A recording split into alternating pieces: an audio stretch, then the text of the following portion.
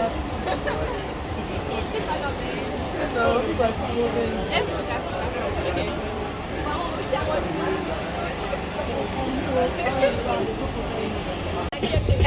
it Gamoyo? Aji.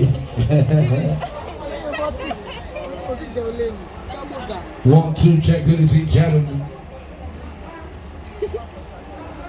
You're all check, ladies and gentlemen.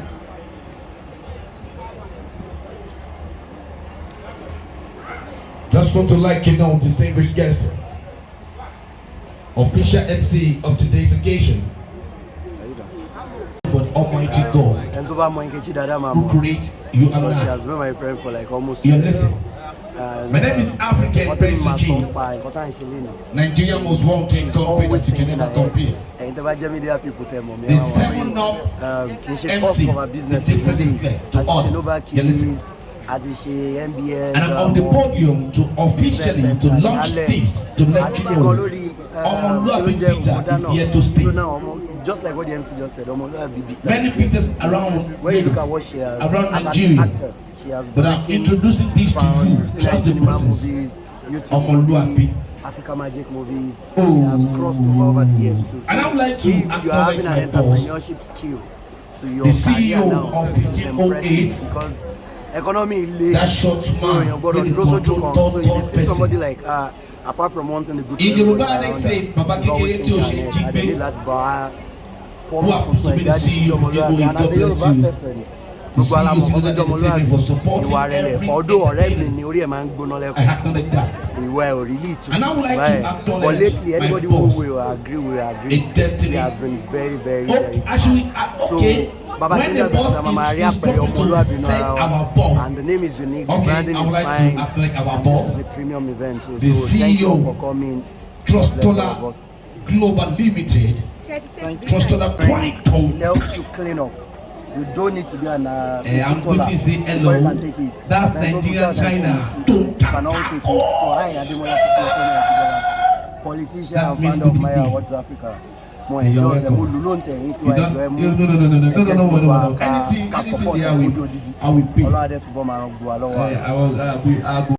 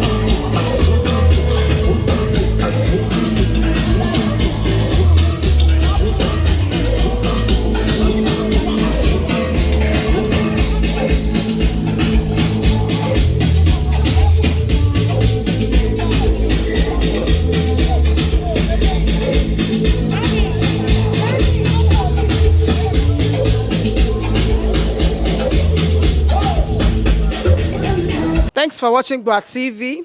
Remember to subscribe to our channel for more awesome videos. As we regularly release new content, we reward our top commenters every month. Thank you.